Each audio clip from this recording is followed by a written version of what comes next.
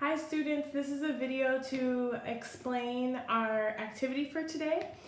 We're going to be looking at the United States physical geography, and it's a scavenger hunt. So there's 4 things that you need. You need your sheet of paper, you need the map, and you need your marker, your dry erasable marker, as well as a pencil. Once you have your map and your paper, see if you can put them side by side one another. And what might work really well is if you and your partner are facing in the same direction, your desks can come close together so that you have more space so everything can clearly be next to each other. Okay, so first things first, like always, we are going to write first and last name on the white sheet and indicate the period that you're in. For our map, you do need to be on the A side of the map, so please turn to the A side. Okay, let's go ahead and read our directions. We are going to use latitude and longitude to find the various physical landforms of the United States. Circle or outline the physical feature on your erasable map and label all landforms below.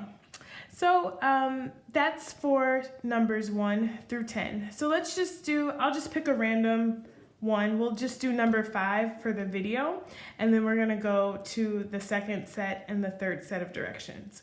So number 5 says 37 degrees north. So I'm gonna use my map and notice that my north coordinates, my latitude coordinates, are on the right and left side of my map. These will always be identical.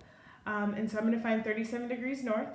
So we've got 35 here, 36, 37. And the nice thing about this map is it actually counts it for you. So I'm just gonna put a little marker on 37, my marker on 37, and then I see that it's 90 degrees north. Or excuse me, 90 degrees west. It should say west. So then we'll go 90 degrees west, we'll do 37 degrees north, and it looks like I'm on the Ohio River. So what I'll do is with my marker, I'll follow the Ohio River. And I'll outline that, okay? And then on my paper, I'll actually write Ohio River.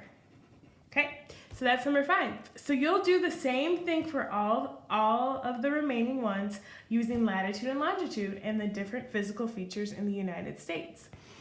So let's go to the second section and just do an example for that one. Use cardinal directions to find the various physical landforms of the United States. Circle or outline the physical feature on your erasable map and label all landforms below. And when we say cardinal directions, we're just simply talking about north,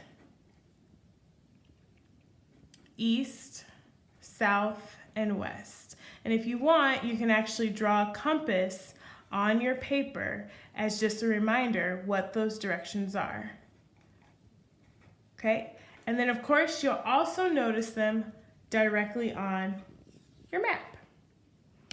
So let's just do number 11 together.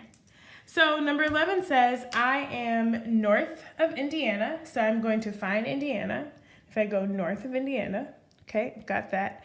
And I am east of Wisconsin. So I also find Wisconsin, and I'm east of Wisconsin. Oh, it looks like I'm talking about Lake Michigan. So I'm going to outline Lake Michigan, and I'm going to write Lake Michigan here. Okay, and I would just do the rest with my partner for 12 through 16. All right, now for the reflection. The reflection is actually designed to be done on your own, but it is okay to talk with your partner to talk through kind of what you're thinking. But I do want you to write your reflection on your own. But it is okay to talk with your partner first about it. So your reflection says, what would be a benefit of living near a physical landform or a physical feature? What would one downfall B, for living near a physical landform. Okay, pick 2 landforms from above and explain why it would be beneficial and a risk to live nearby. Write in complete sentences and fill the space. So you can pick anything listed here, okay, from 1 all the way to 16. You would pick one and say what is positive or why would it be positive to live by it. And then you'd pick another one and you would talk about why it would be negative. So for example, I could say something like, living near the Ohio River would be beneficial